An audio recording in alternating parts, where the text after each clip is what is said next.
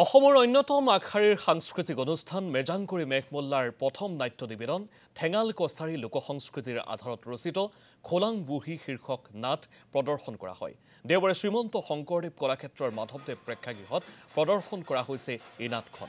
সাংস্কৃতিক সঞ্চালকালয় অসম আৰু ঠেঙাল কছাৰী স্বায়ত্তশাসিত পৰিষদৰ সহযোগত আয়োজিত এই নাটখনৰ শুভ উদ্বোধন কৰে যশস্বী অভিনেত্ৰী মলয়া গোস্বামী।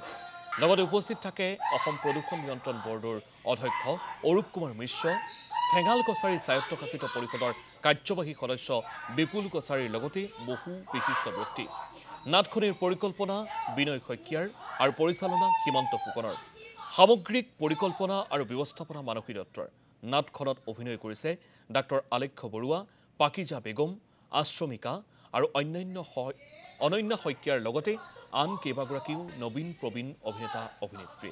নাটখন উপভোগ কৰি আপ্লুত হৈছে দৰ্শকসকল।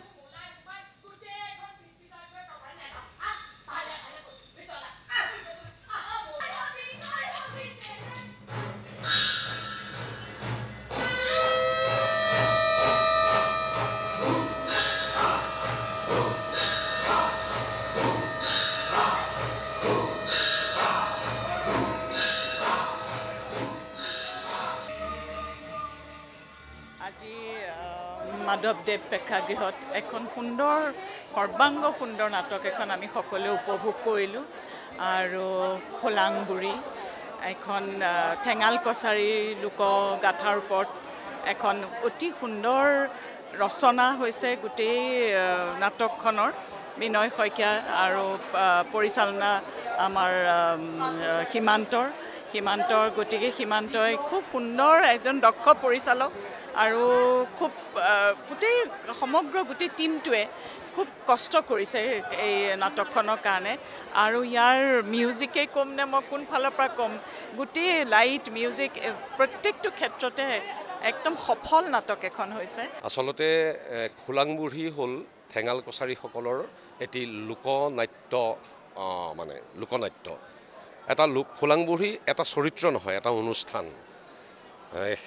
ঠেঙাল কছাৰীসকলৰ বিয়াত জোৰোণৰ দিনাখন এনেধৰণে সেই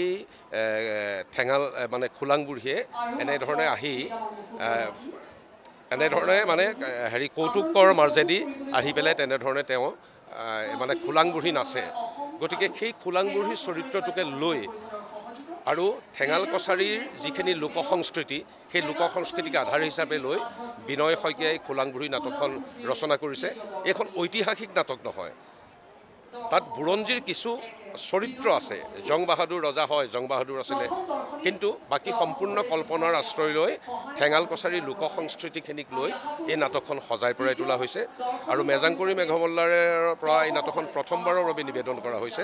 গতিকে আপোনালোকে দেখিছে আজি ইমানখিনি দৰ্শক আহিছে নাটকখন চাবলৈ। গতিকে বাকী আমি অপ্ৰাণ চেষ্টা কৰিছোঁ কোনো ধৰণৰ আমি আপোচ নকৰাকৈ আমি দৰ্শকক নাটকখন আমি আগবঢ়াই দিবলৈ।